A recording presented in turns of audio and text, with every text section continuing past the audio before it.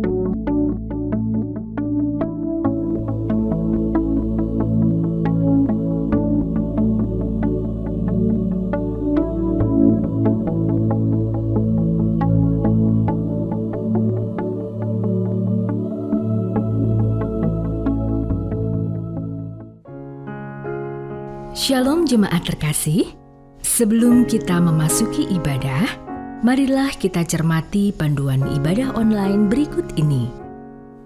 Pilihlah tempat atau ruang nyaman yang tenang dan terhindar dari hal-hal yang dapat mendistraksi keikutsertaan beribadah. Siapkan hati dalam doa sebelum mengikuti ibadah, sambil tenangkan pikiran agar terfokus pada jalannya ibadah. Sedapat mungkin, gunakan gadget atau media online yang hanya untuk mengakses link ibadah yang sedang berlangsung tanpa adanya distraksi dari hal-hal lain seperti panggilan telepon, notifikasi-notifikasi dari messenger, atau media sosial, atau panggilan telepon rumah dan sejenisnya. Mengikuti ibadah dengan mengakses tepat waktu, karena setiap bagian liturgi dari ibadah itu penting dan merupakan kesatuan ibadah yang utuh. Selama ibadah berlangsung, jagalah ketenangan dan ketertiban. Ikut sertalah dalam setiap mata liturgi yang ada sesuai petunjuk yang ditayangkan dalam ibadah online tersebut. Ajaklah keluarga dan rekan lain untuk bersama mengikuti ibadah online dan bimbinglah anak-anak untuk mengikuti ibadah dengan tenang. Selamat mempersiapkan diri. Selamat memasuki ibadah.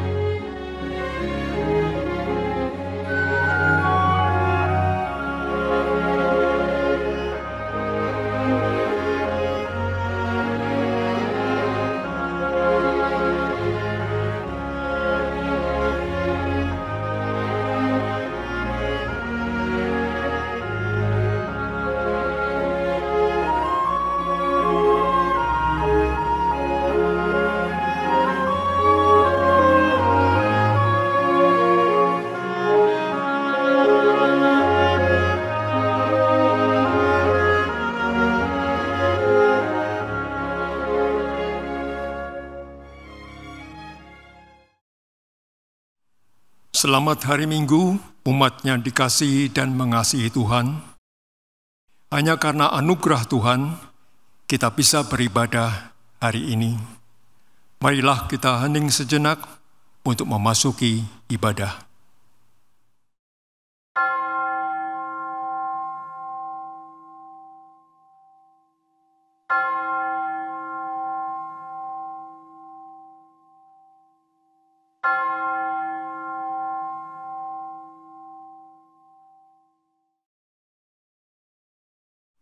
Umat diundang untuk bangkit berdiri. Aku hendak mengagungkan Engkau, ya Allahku, ya Raja, dan aku hendak memuji nama-Mu untuk seterusnya dan selamanya. Setiap hari aku hendak memuji Engkau dan hendak memuliakan nama-Mu untuk seterusnya dan selamanya. Besarlah Tuhan dan sangat terpuji, dan kebesarannya tidak terduga.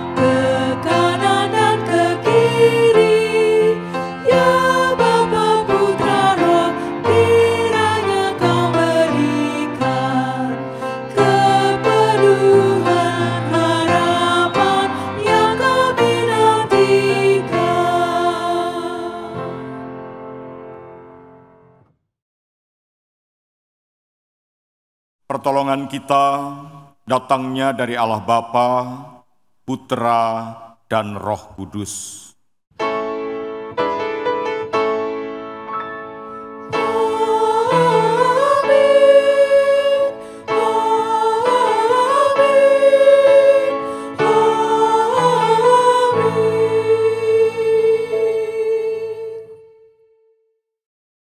Kasih karunia dan damai sejahtera dari Allah Bapa kita dan dari Tuhan kita Yesus Kristus menyertai saudara sekalian. Dan beserta saudara juga. Silakan duduk, Bapak Ibu, saudara-saudara yang terkasih. Bapak Ibu, saudara-saudara yang terkasih, berbulan-bulan dalam masa pandemi ini, Allah menyelenggarakan hidup kita. Kita percaya bahwa hidup kita terjadi karena anugerah Allah. Dalam anugerahnya, Ia melakukan penataan. Kita juga diundang menata hidup bersama dengan Allah. Mari percaya Dia yang menata hidup kita penuh anugerah dan setia.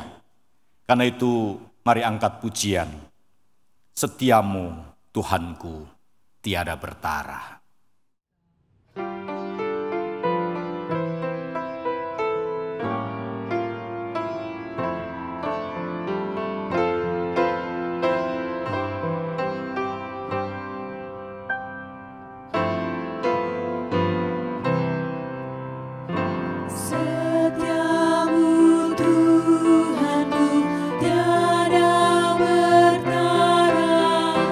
Dikala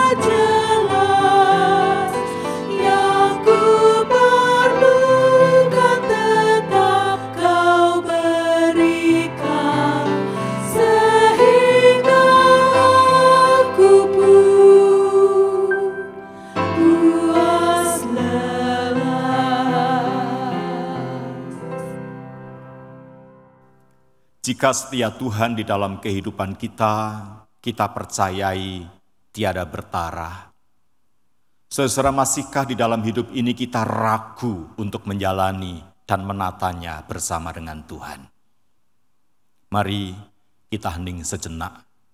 Kita tata hidup kita dalam anugerah Tuhan, dalam doa, dalam pengakuan kita. Mari berdoa. Berdoalah masing-masing secara pribadi, dan kemudian nanti kita akan lanjutkan dengan doa komunal kita.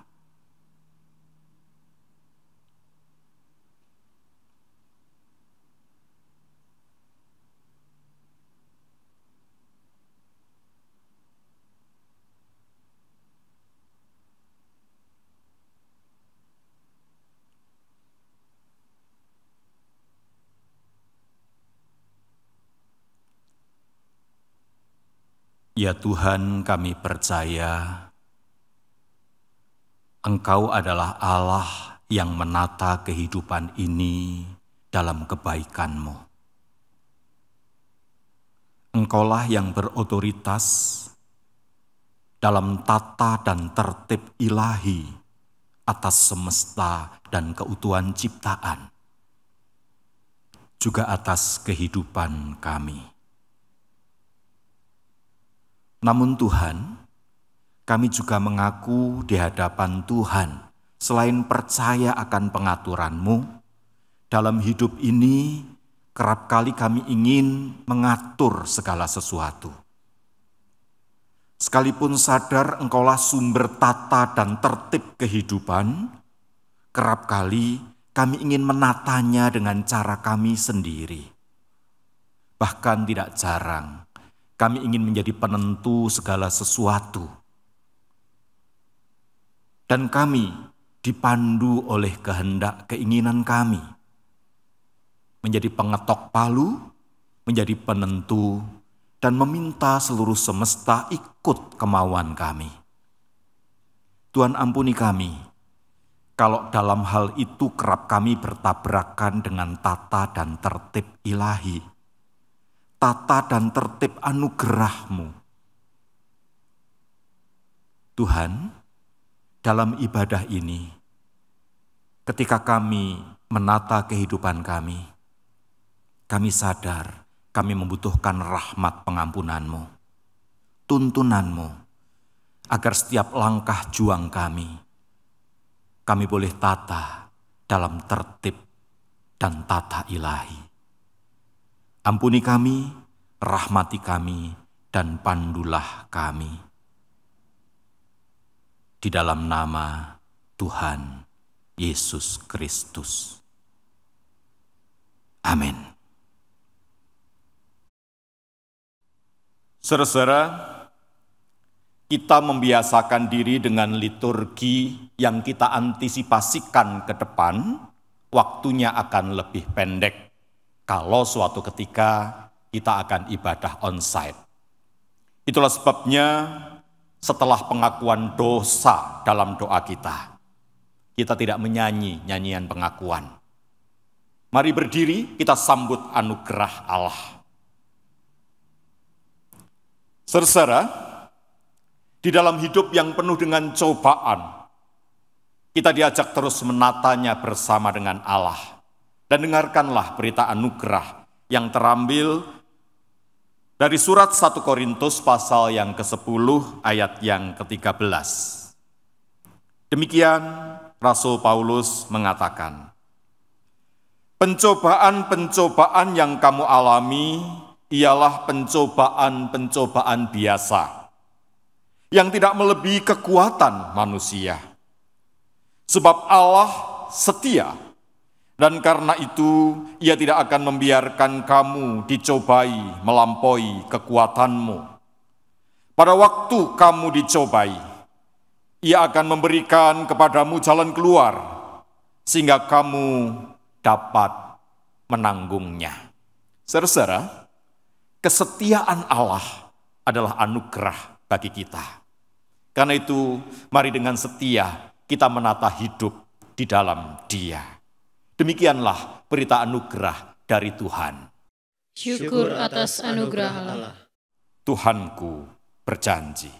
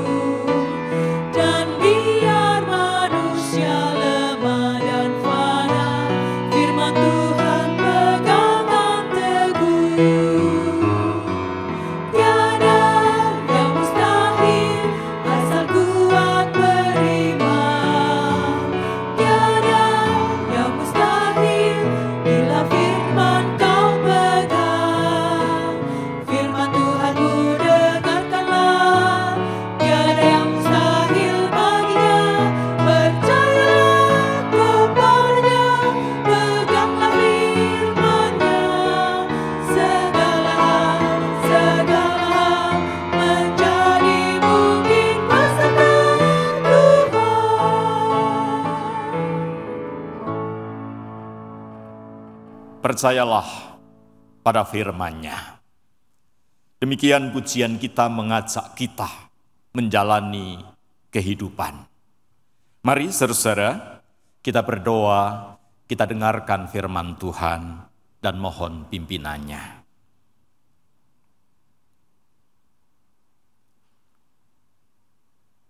Dengan percaya akan anugerah pimpinan dan penataan-Mu, ya Kristus, ya Tuhan, maka sekarang kami ingin menyelaraskan kehendak kami dengan kehendak-Mu. Kami ingin menyetel nada-nada kehidupan agar harmoni dengan kerinduan hati-Mu. Ajar kami menyelaraskan pikiran dengan firman-Mu. Ajar kami menyelaraskan hati dan kehendak dengan maksud-Mu. Tuhan, menyelamlah di dalam diri kami, tinggallah di dalam kami, dan ajar kami tinggal di dalam Engkau, agar hidup kami tertata dalam kebenaran, kehendak, dan maksud-Mu. Kami sungguh membutuhkan Engkau di tengah-tengah masa pandemi yang kami perjuangkan untuk terus hidup dalam benaran Tuhan. Kami berdoa dan siap mendengar firman-Mu di dalam Sang Firman yang hidup, Kristus Yesus Tuhan kami. Amin.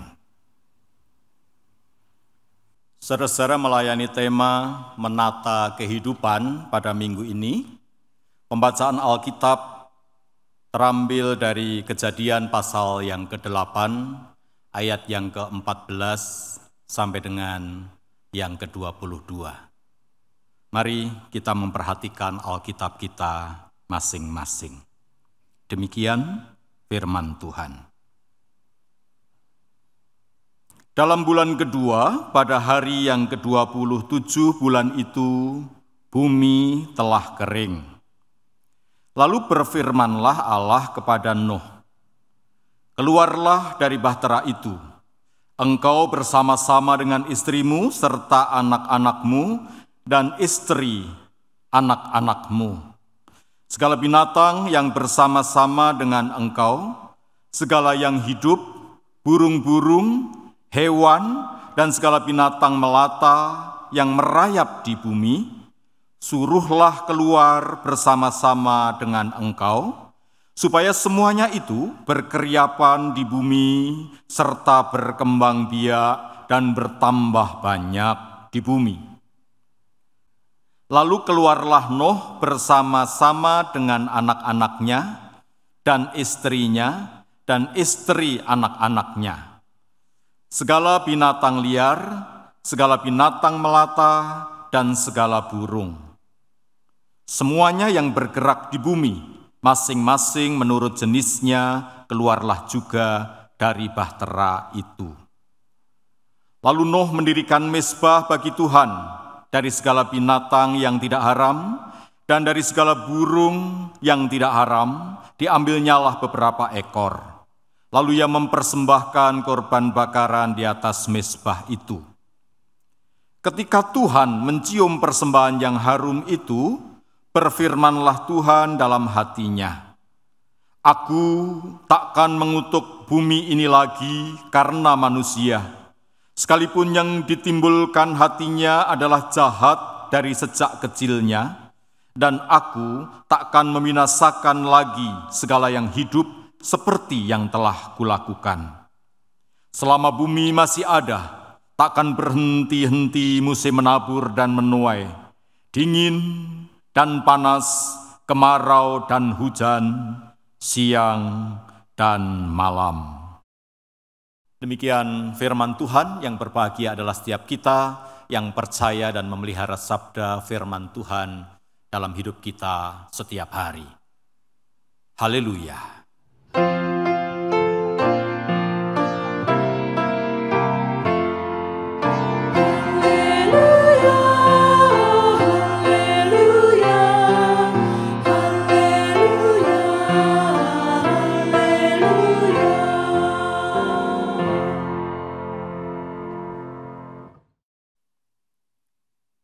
Menata kehidupan.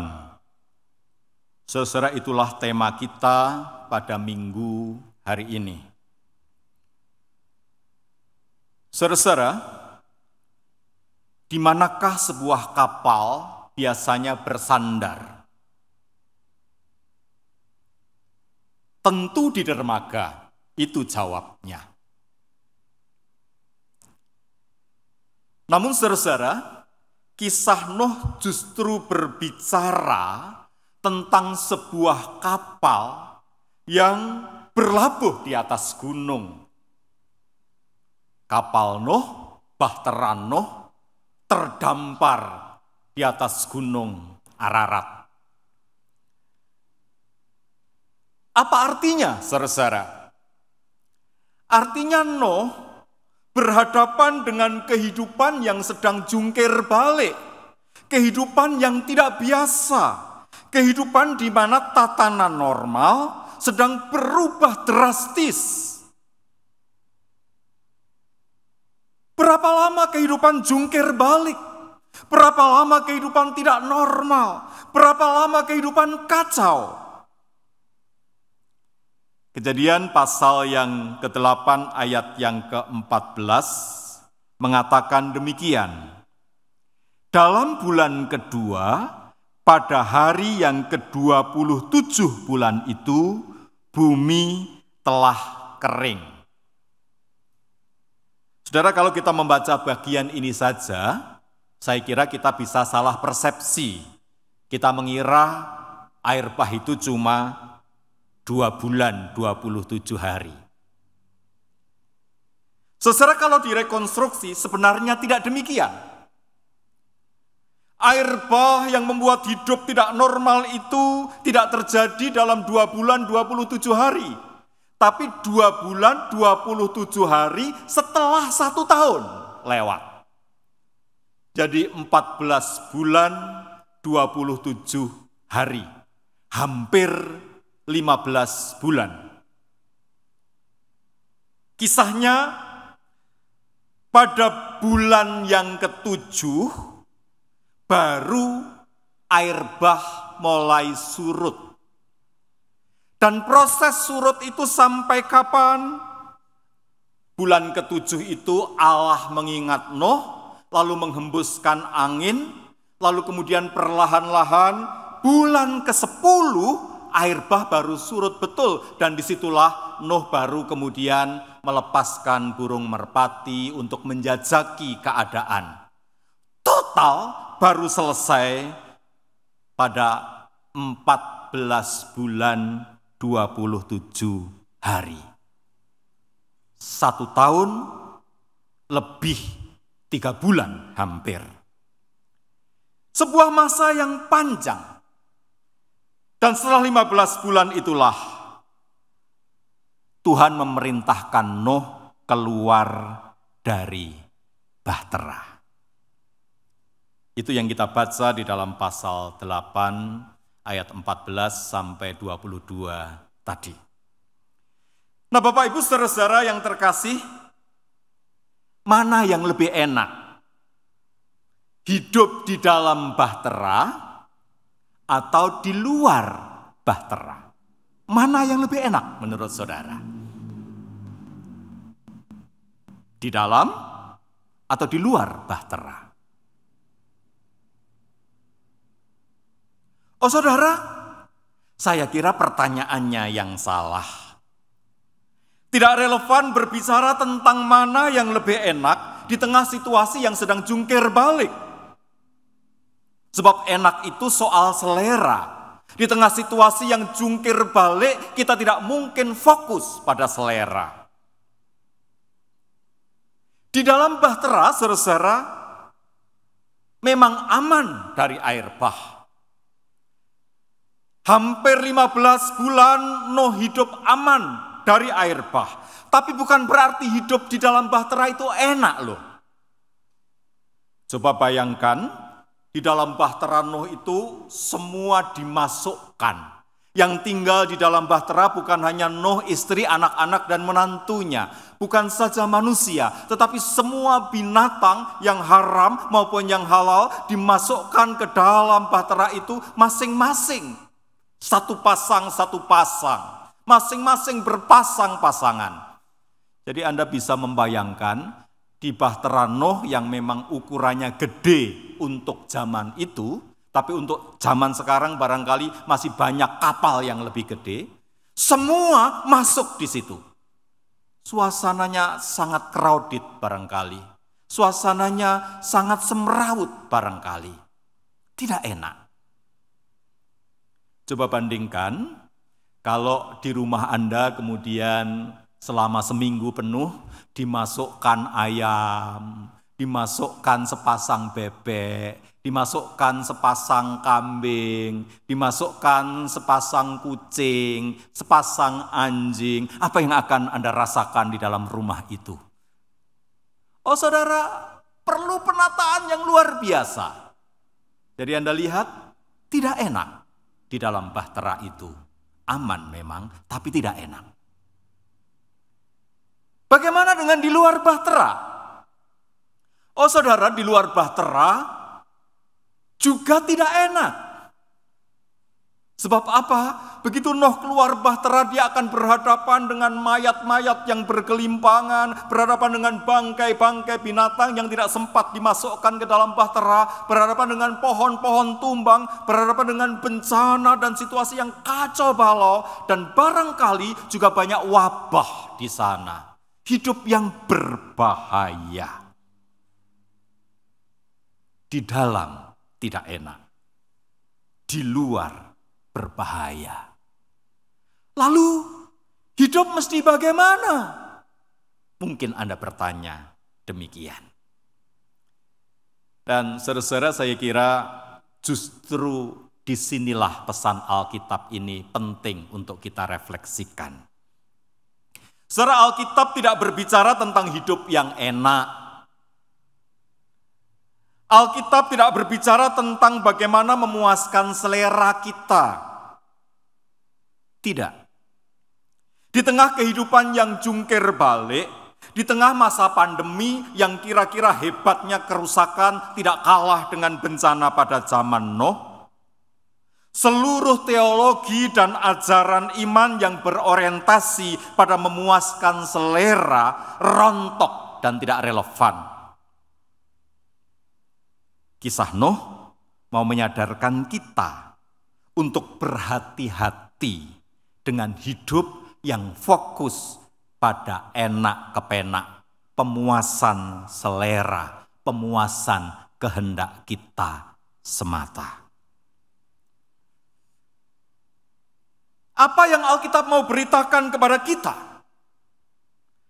Alkitab memanggil kita untuk menata kehidupan dalam terang dan tertib ilahi. Dalam tata dan tertib ilahi. Konkretnya seperti apa? Saudara-saudara, kisah Nuh menggemakan berita bahwa ketika Allah melakukan penataan dan penertiban terhadap semesta, manusia, dalam hal ini Nuh, dipanggil turut serta dalam rancang bangun penataan semesta itu. Allah bukan sekedar mau menyelamatkan Nuh dan keluarganya, tetapi penyelamatan Nuh dan keluarganya itu ditempatkan oleh Allah dalam penyelamatan seluruh semesta. Itulah yang mau diberitakan oleh Alkitab. Nuh, manusia, dipanggil untuk turut serta bersama dengan Allah menata kehidupan. Itulah sebabnya, saudara, baik di dalam bahtera maupun di luar bahtera, Nuh tidak diminta ongkang-ongkang kaki, tapi Nuh harus melakukan sebuah pengelolaan. Bagaimana mengelola kehidupan di bahtera itu dengan baik, dan ketika dia keluar bahtera, bagaimana mengelola kehidupan di luar bahtera bersama dengan Allah dengan baik. Di dalam bahtera, Nuh diminta bekerja menjaga kelangsungan hidup seluruh ciptaan. Di dalam bahasa Ibrani dipakai kata kol nefes hayah. Menjaga kelangsungan hidup yang berdarah atau yang bernafas. Ciptaan yang bernafas yang ada dalam bahtera. Semua yang bernafas harus tetap hidup. Dan Nuh harus menata, mengelola hal itu. Dan kelak, di luar bahtera, Nuh dipanggil untuk memelihara seluruh ciptaan yang kacau balau, rusak itu, dan menata bersama dengan Allah. Seluruh ciptaan yang ada di muka bumi, baik yang bernafas maupun yang tak bernafas. Kol nefes hayah, bikol basar al-ha'arij. Nuh dilibatkan oleh Allah dalam pekerjaan penyelamatan yang besar. Penyelamatan kosmis, penyelamatan seluruh ciptaan. Saudara-saudara, Allah tidak sedang menyelamatkan Nuh dan keluarganya saja, melainkan juga sedang berjuang menyelamatkan seluruh ciptaan. Dan Nuh dipanggil Allah ikut berperan dalam karya itu. Karya penyelamatan Allah itu adalah karya penyelamatan yang merangkul manusia dan sekaligus merangkul seluruh semesta. Jadi di dalam menata kehidupan ini, dalam kisah Nuh ini, manusia tidak dilihat sebagai satu-satunya yang diselamatkan. Manusia itu penting di mata Allah, benar. Di mana letak pentingnya? Di dalam keterlibatannya menata kehidupan dalam tata dan tertib ilahi. Di mana tempat manusia dalam tata dan tertib ilahi itu dalam kisah Nuh, saudara-saudara yang terkasih? Di dalam relasinya dengan seluruh semesta, dan dalam relasinya dengan Allah. Manusia dipanggil oleh Allah untuk berdiri bukan sebagai eksploitator atas seluruh ciptaan, namun sebagai pemelihara kelangsungan hidup seluruh ciptaan, baik yang bernafas maupun yang tidak bernafas, baik benda hidup maupun benda hati. Allah melibatkan manusia dalam sebuah karya agung yang mengatasi kepentingan manusia itu sendiri, yakni keselamatan seluruh ciptaan. Dan Allah mengajak Nuh. Allah juga mengajak kita mengganti pola berpikir antroposentris, berpusat dan berfokus pada manusia saja, apalagi pola berpikir antroposentris yang egois, yang berpusat pada diri sendiri semata, berpindah pada pola pikir teosentris. Dalam terang teosentris, berpusat pada Allah ini, maka keberadaan manusia adalah mitra Allah dalam memelihara seluruh kosmos, seluruh ciptaan. Saudara-saudara, untuk itulah maka Allah memerintahkan Nuh tinggal di dalam bahtera pada satu sisi, dan pada saatnya ia memerintahkan Nuh keluar dari bahtera. Disinilah Nuh dilibatkan dalam rancang bangun tata kehidupan, dan Nuh dipanggil menata kehidupannya dan kehidupan semesta bersama dengan Allah. Itulah sebabnya Alkitab berkisah ketika Nuh keluar dari bahtera, ia mendirikan mezbah, dan kemudian Allah berkenan mencium bau harum korban dari mezbah Nuh itu. Apa artinya itu, saudara-saudara? Artinya, Nuh menempatkan hidupnya dalam tata dan tertib ilahi. Allah menempatkan Nuh sebagai bagian dari keutuhan ciptaan, dan itu sebabnya kemudian ia mengikat perjanjian dengan seluruh yang hidup di muka bumi dan bahkan seluruh ciptaan di muka bumi ini. Kol nefes hayah bekol basar al-haraj. Disitulah Nuh mengambil bagian. Maka ia merelasikan diri dengan Allah. Tuhan, aku tahu aku ada dalam konteks tata ciptamu itu. Maka ku tempatkan diriku, ku angkat persembahan, ku bakar di mezbah ini. Hidupku terletak pada tatananmu. Dan aku tahu, aku engkau tempatkan untuk terlibat dalam tertib ilahi itu. Memelihara seluruh yang hidup. Bapak, Ibu, saudara-saudara, spiritualitas semacam inilah saya kira yang perlu kita miliki di tengah-tengah pandemi. Banyak orang bertanya, kapan pandemi ini selesai? Harapannya 3 bulan, tidak selesai. Sekarang sudah hampir 6 bulan, 7 bulan, belum selesai. Orang bertanya, masa sampai sepanjang tahun?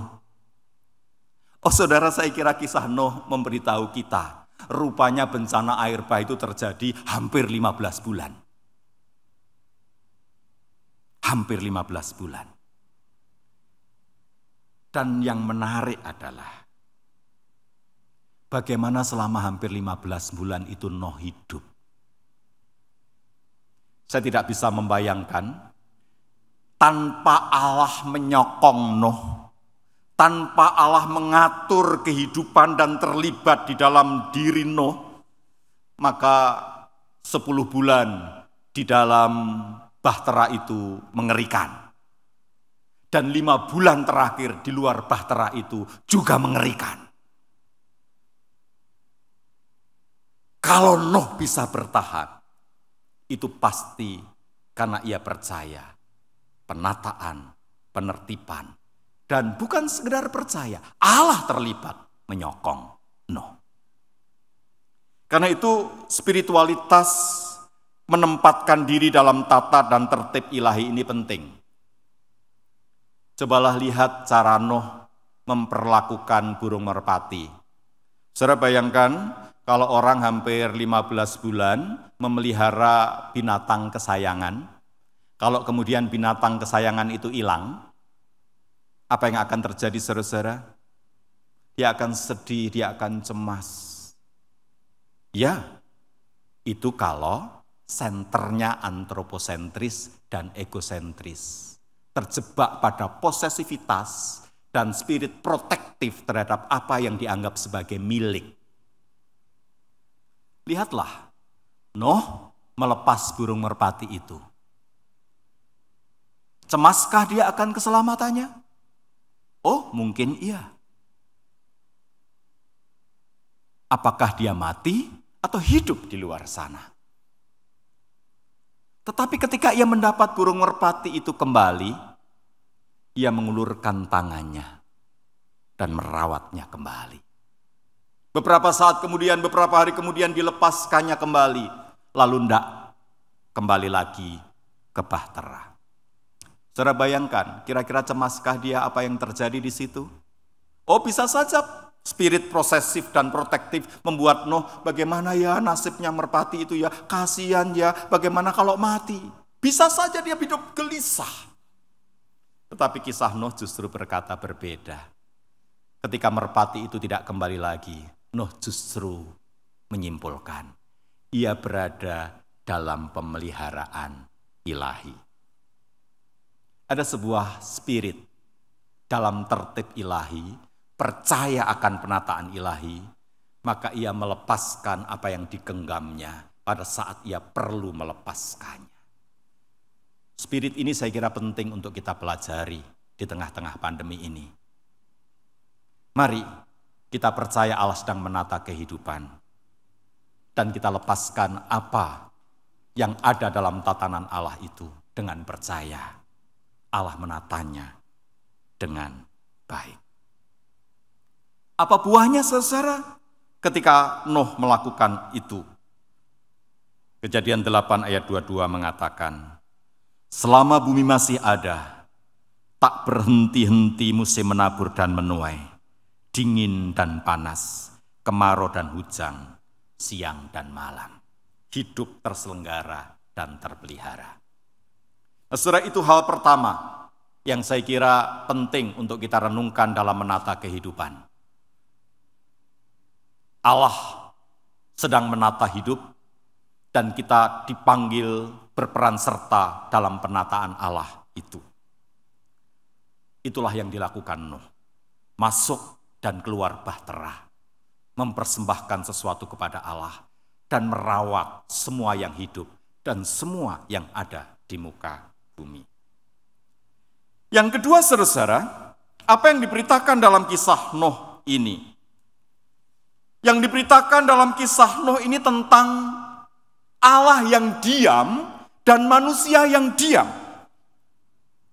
Kisah Nuh juga memberitahu kita, ada sekitar waktu hampir 7 bulan lebih Allah diam saja. Air bah mengapung-apungkan bahtera itu tidak surut-surut.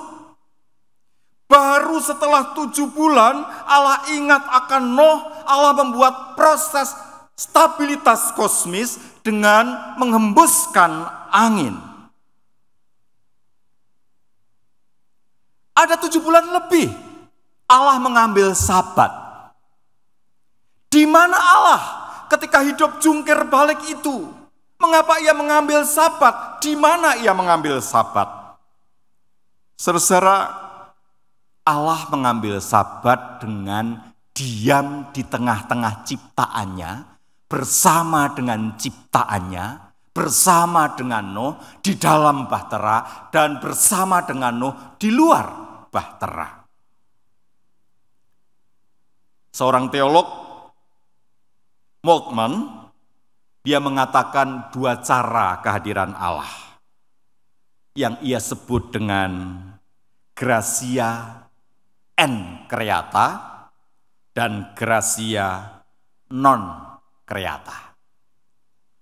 Gratia en creata berbicara tentang Allah yang mencipta, Allah yang bertindak, Allah yang melakukan banyak hal secara dinamis dan aktif sebagai sebuah anugerah kehadiran bagi manusia dalam menata ciptaan ini.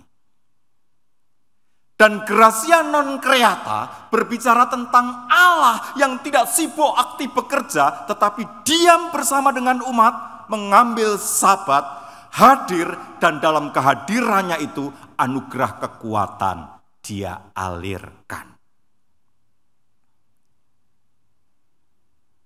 Seperti tadi saya katakan, sangat sulit membayangkan kehidupan yang tidak dihadiri oleh Allah dalam 15 bulan itu kira-kira,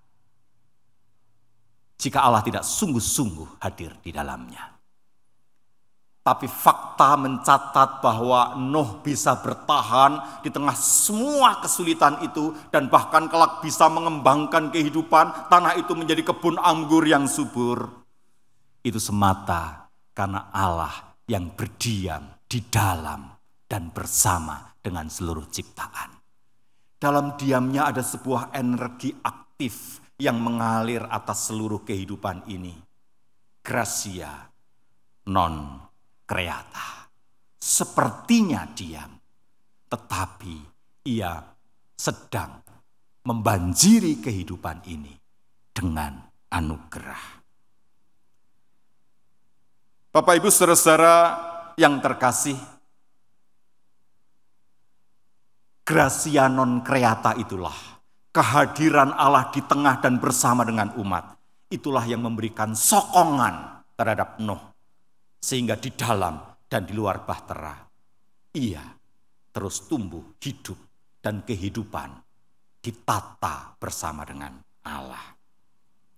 Imanensi Allah menjadi jaminan hidup tetap terpelihara. Imanensi Allah mengajak kita percaya. Kadang-kadang dalam hidup ini kita juga perlu diam dan membiarkan gratia non creata bekerja. Saudara, banyak orang tidak sabar, maunya melakukan banyak hal, maunya aktif, segera berhimpun, segera berkumpul, kebaktian dimulai kembali di mana-mana, lalu tidak lama kemudian jadi klaster baru COVID. Karena kita tidak memberi kesempatan pada gratia non creata. Kita mau Allah segera bertindak, kita segera bertindak, semuanya segera selesai. Gratia en creata. Oh ternyata tidak. Kisah Nuh memberitahu kita, kehidupan itu akan berjalan baik justru ketika kita percaya kalau ada yang namanya gratia non creata. Di dalam diam, Allah justru sedang melakukan sebuah penataan, penertiban, dan melakukan pembaruan kehidupan yang luar biasa. Bapak, Ibu, saudara-saudara, dorongan dan hasrat, serta selera melakukan kehendak, mendorong kita akan segera aktif, bekerja, melakukan banyak hal, semuanya mau selesai segera. Tetapi kisah kejadian ini mengajak kita untuk tidak menata hidup hanya dengan hasrat kita, dengan keinginan kita, dengan selera kita. Tidak ada yang enak, tetapi kita diundang turut serta ketika Allah menata ulang kehidupan ini. Mungkin baik menghayati pandemi ini sebagai bagian dari cara Allah untuk menertibkan semesta. Faktanya, ketika kita gelisah dengan COVID ini, alam raya berbahagia, bukan? Eksploitasi atas semesta berhenti, bukan? Apakah ini tidak menjadi bagian dari cara Allah menseimbangkan kehidupan? Dan kita dipanggil untuk berada dalam gratia non creata itu. Saatnya manusia diam, maka kehidupan manusia dibatasi oleh Tuhan. Ruang geraknya dipersempit. untuk urusan domestik semata. Mengapa? Karena aku sedang memperbaiki semesta. Mungkin baik menghayati kehidupan seperti itu di sekarang ini, di saat-saat semacam ini. Dan dalam tata tertib ilahi itu, kita menata kehidupan kita. Mungkin saat ini Allah sedang menjaga stabilitas kosmis. Kita diminta untuk tidak terlalu berambisi, menuruti hasrat, kehendak kita, bersegera. Allah sedang menata ciptaan, dan kita dipanggil untuk turut serta dalam penataan ciptaan itu. Allah sedang membatasi ruang gerak manusia pada wilayah domestik, supaya ia bebas bekerja dalam aras global, meliputi seluruh yang hidup. Mari mengambil Sabat. Mungkin penting menghayati Sabat dengan benar sebagai sebuah gracia non creata. Mari hadir di hadapan Allah, membiarkan Allah hadir di dalam dan di tengah-tengah ciptaannya, sambil mengasah kepekaan kita terhadap tatanan kehendak Allah. Agar kita, kalau toh harus berperan, menemukan peran-peran yang benar dalam tata dan tertib ilahi. Dan itulah yang dilakukan Nuh. Menarik saudara, kalau Anda memperhatikan kisah Nuh dalam air bah itu, tidak diceritakan Nuh berbicara. Nggak ada Nuh ngomong, itu nggak ada. Diem. Dan melakukan sesuatu dalam tertib ilahi. Sabat. Perannya adalah berada dalam tertib ilahi itu. Allah sedang menata kehidupan, mari kita turut serta. Menata hidup dalam tertib ilahi, tertib semesta. Dan karena itu, saudara, kita menjalani hidup dalam tertib Allah. Makan, tidur, bekerja, beraktivitas, beristirahat. Semuanya kita taruh dalam tertib ilahi. Bergerak dan berhenti dalam tertib ilahi. Inilah saatnya kita belajar bergaul dengan Allah yang menyatakan anugerahnya melalui gracia non creatanya dan melalui gracia en creatanya. Konkretnya seperti apa? Konkretnya begini sebagai sebuah contoh. Ada saatnya kalau kita berkendara, kalau kita sedang di belakang kemudi, kita waspada, aktif, fokus, bergerak untuk mengemudikan kendaraan kita. Pada saat itu harus terjadi, lakukanlah dengan yang terbaik. Tapi ada saatnya kita jadi penumpang di mobil yang dikendarai itu. Tidak sedang pegang setir, tidak sedang memencet gas. Maka kita diundang hidup dalam tanda petik gracia non creatanya sang sopir. Peran terbaik justru tidak ikut-ikut. Peran terbaik justru tidak terlalu aktif berkomentar. Dan itu manusia paling sulit. Kalau sedang tidak nyetir, maka yang dilakukan adalah nyetir orang nyetir. Awas-awas beca-beca, awas-awas sapi-sapi. Dan justru membuat yang sedang nyetir itu terkaget-kaget. Saya paling jengkel kalau sedang nyetir lalu kemudian di sebelah saya orang ikut nyetir. Awas-awas beca-beca. Lah iya sudah kelihatan. Nah masih kenceng belum direm. Loh ukuran ngeremnya kan beda. Ingin memegang kendali terus, duduk diam, tetapi mau nyetir. Kadang-kadang manusia begitu. Dan saya kira di tengah pandemi ini, ada waktunya kita merayakan gracia non creata, saudara-saudara. Terima anugerah Allah, percaya Allah sedang melakukan sebuah penertiban melalui hukum alam ini, dan kita lakukan saja apa yang perlu secara domestik untuk kita. Kadang-kadang berhenti dan tidak melakukan apa-apa justru yang terbaik. Ada sebuah kisah, hukum alam mengajarkan kita tentang itu. Seorang anak kecil melihat kepompong yang bergerak-gerak, lalu kepompong ini berproses menjadi kupu-kupu. Dari lubang kecil kepompong itu, kepala kupu-kupu itu mulai keluar. Dia perhatikan dan dia bergembira. Oh bagus, cepat keluar, cepat jadi kupu-kupu dan terbang. Oh tapi saudara, rupa-rupanya lubang kecil itu tidak membesar dan kepala kupu-kupu itu terjepit di situ. Dia bergerak-gerak keluar dikit-dikit tapi lama sekali. Tidak segera keluar menjadi kupu-kupu. Anak itu kasihan pada kepompong dan kupu-kupu yang tidak keluar-keluar itu. Maka dia menolongnya. Dia memberikan yang namanya pertolongan aktif. Dibuka lubang di mulut kepompong itu supaya lebih lebar. Dan kupu-kupunya bisa keluar dengan baik. Oh saudara, dengan pertolongannya kupu-kupu itu memang kemudian keluar dari kepompong. Tapi apa yang terjadi? Sayapnya terlalu kecil dan perutnya terlalu besar. Dia tidak bisa terbang. Sejenak kemudian dia mati.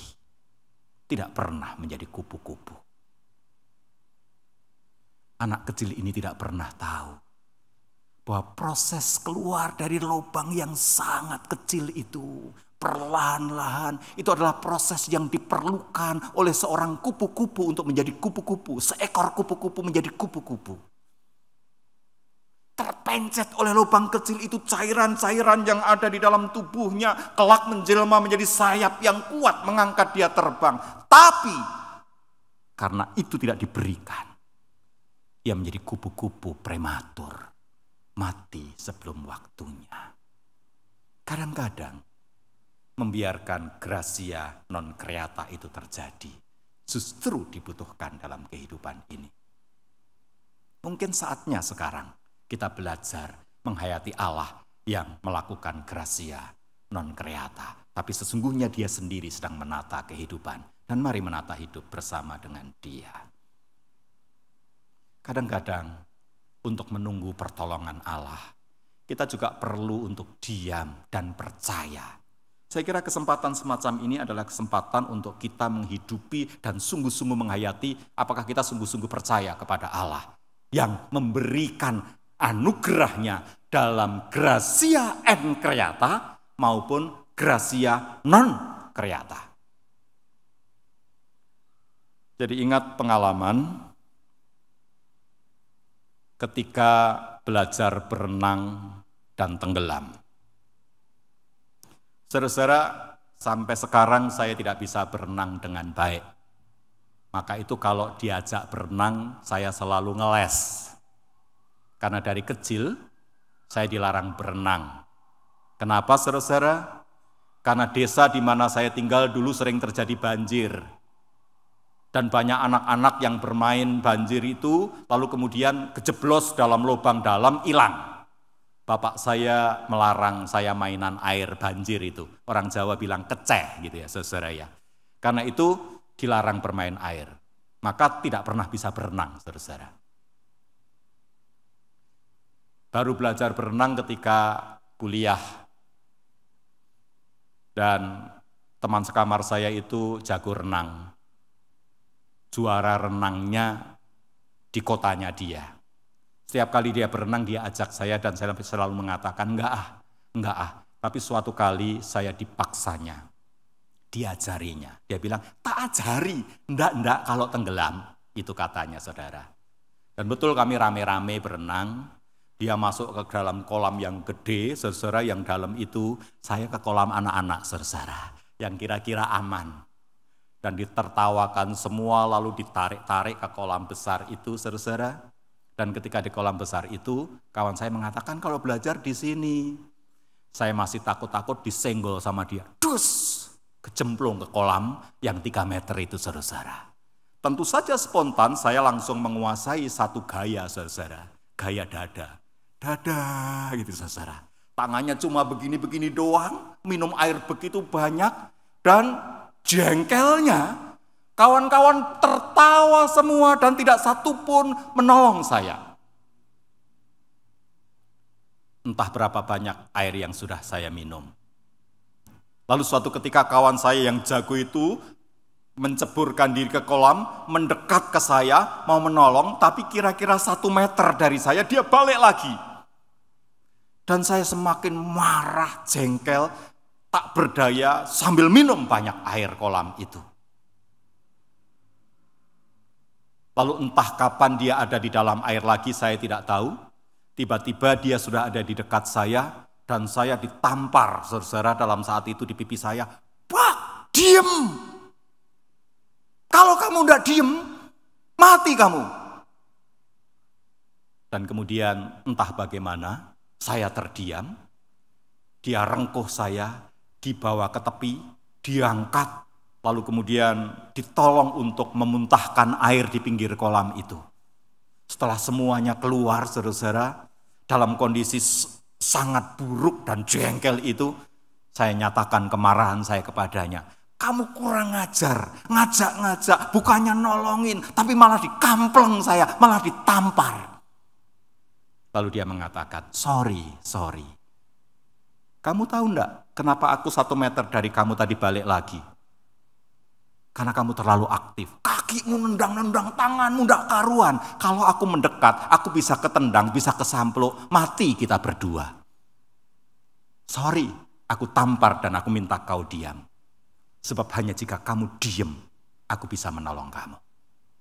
Dan saya baru aware, saudara-saudara, rupa-rupanya diam itu adalah sebuah kesempatan membiarkan pertolongan dan yang menolong bebas melakukan sesuatu dengan yang terbaik. Toh saya mancal-mancal, menendang-nendang, tangan saya terus bergerak, saya tidak kuasa apa-apa. Kadang-kadang berhenti dan membiarkan tangan yang menata, yang menatang itu bekerja. Itu diperlukan. Kisah Nuh saya kira mengajarkan kita untuk itu. Mari kita hayati Allah sebagai Allah yang beranugerah. Baik dalam kreatanya maupun dalam non-kreatanya. Energinya tetap aktif, memberkati kehidupan kita. Dan mengundang kita menata kehidupan bersama dengan Dia. Pada bagian-bagian perlu kita terlibat bersama dengan Dia. Melakukan kreasi pada bagian-bagian yang lain. Membiarkan Ia menganugerahi kita dengan gracia non-kreatanya. Kita memberi sabat kepada semesta, kepada diri sendiri, dan membiarkan anugerah Allah meliputi kita. Maka jangan lagi bertanya, mana yang lebih enak? Jangan lagi bertanya, berapa lama lagi? Sebab firman Tuhan hari ini memberitahu kita, panggilan kita berada dalam tertib ilahi, dan percayalah, banyak hal yang kita tidak tahu, banyak hal yang kita tidak bisa, Allah tahu, dan Ia sedang melakukan tata ciptanya.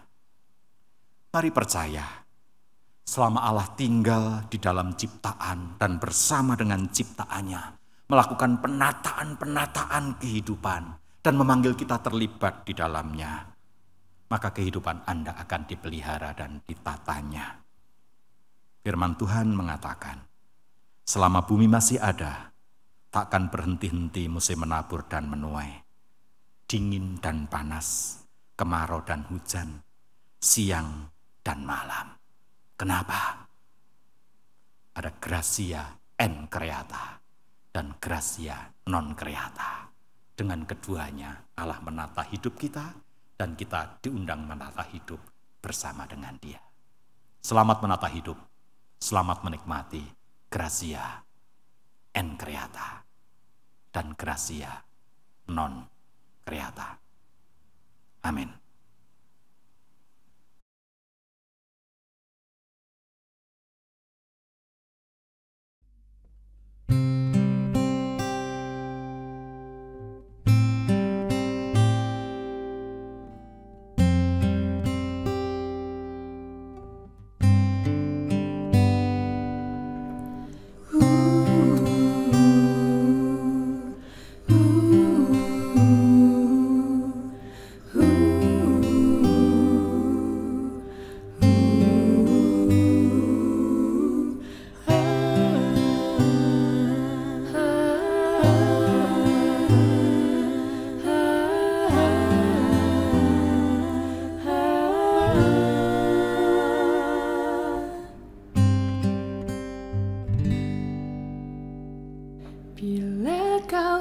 izinkan sesuatu terjadi.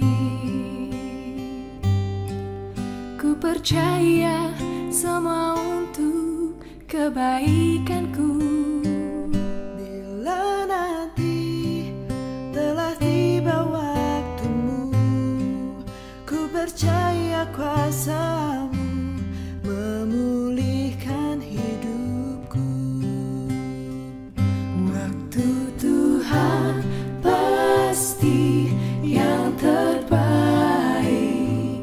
walau kadang tak mudah dimengerti. Lewati cobaan,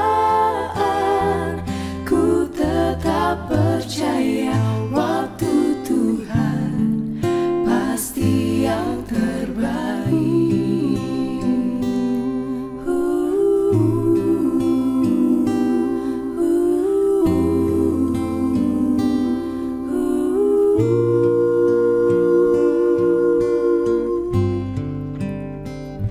Bila kau izinkan sesuatu terjadi, ku percaya semua untuk kebaikanku. Bila nanti telah tiba waktumu, ku percaya kuasa-Mu memulihkan hidupku. Ku kan terus berjuang menata kehidupan dan melangkah bersama-Mu.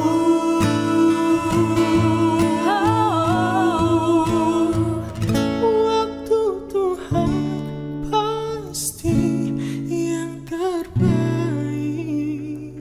walau kadang tak mudah dimengerti. Lewati cobaan,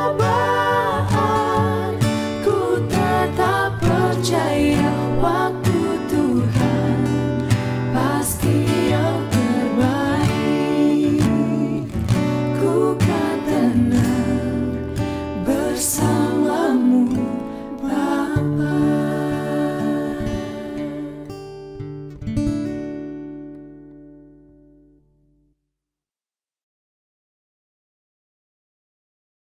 Umat diundang untuk berdiri.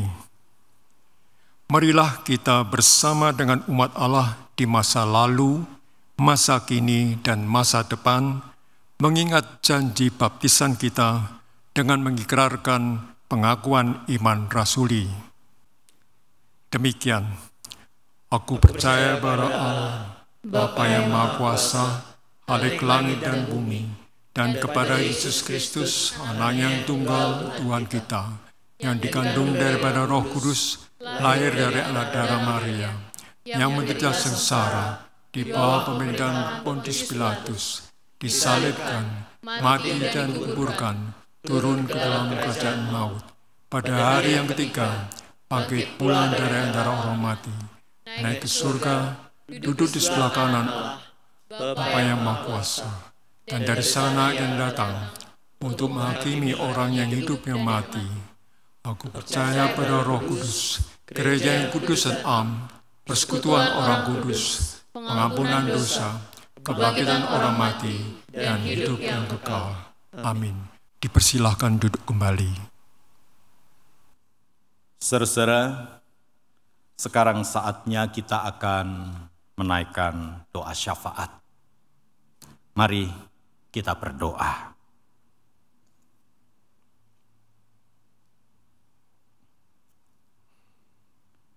Banyak misteri di dalam hidup ini yang kami tidak tahu, Tuhan. Keterbatasan kami mengharuskan kami percaya, memanggil kami beriman bahwa Engkau tahu dan Engkau menyelenggarakan segala sesuatu. Karena itu di dalam syafaat pada saat ini, kami tidak ingin mengungkapkan banyak kata, apalagi merenda narasi di hadapan-Mu. Kami hanya ingin duduk diam memberi diri dalam anugerah Tuhan, dalam gratia en creata maupun gratia non creata. Kami percaya melalui kedua hal itu Engkau sedang mengelola dan menata kehidupan di bumi ini. Engkau sedang hadir di tengah-tengah pandemi ini pada setiap pribadi, setiap orang, dan bahkan dalam setiap peran yang sedang dikerjakan. Maka kami ingin membawa iman kami, doa kami, jerit kami, tidak dengan banyak kata, tetapi masuk dalam sebuah induk doa yang Tuhan ajarkan kepada kami. Izinkan kami memanggil Engkau sebagai Bapa yang beranugerah di dalam doa kami. Bapa kami yang di sorga, dikuduskanlah namamu, datanglah kerajaan-Mu, jadilah kehendak-Mu di bumi seperti di sorga. Berikanlah kami pada hari ini makanan kami yang secukupnya, dan ampunilah kami akan kesalahan kami, seperti kami juga mengampuni orang yang bersalah pada kami. Dan janganlah membawa kami ke dalam pencobaan, tetapi lepaskanlah kami daripada yang jahat. Karena Engkau yang punya kerajaan, kuasa dan kemuliaan sampai selama-lamanya. Amin. Umat Tuhan, penyertaannya sungguh nyata. Kita dapat menjalani hari-hari selama 1 minggu ini karena kasih dan kemurahan Tuhan. Marilah kita menyatakan syukur kepada Allah dalam bentuk persembahan. Umat dapat memberikan persembahan syukur melalui nomor rekening dan atau QR Code yang tertera di layar. Firman Tuhan yang melandasi syukur kita tertulis di dalam 1 Tesalonika 5 ayat 18. Mengucap syukurlah dalam segala hal, sebab itulah yang dikehendaki Allah di dalam Kristus Yesus bagi kamu.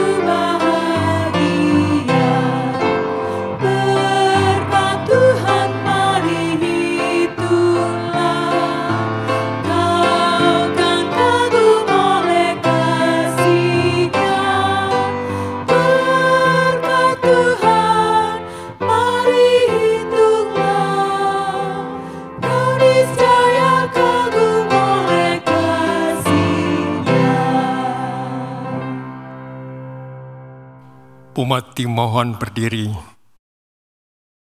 Marilah kita naikkan doa syukur kita. Ya Tuhan, sumber kehidupan, kami bersyukur atas segala hal yang terjadi dalam hidup ini. Penyertaan-Mu selalu kami rasakan tiap hari. Mampukan kami untuk menjadi pribadi yang penuh syukur, beriman dan terus berjuang dalam kehidupan. Inilah ungkapan syukur kami kepadamu. Amin. Saudara-saudara yang terkasih, Kita percaya Allah menyelenggarakan kehidupan kita. Saat kita menata hidup bersama dengan Dia, Ia menata bersama denganmu. Di jalan hidup kita diiring senantiasa oleh-Nya.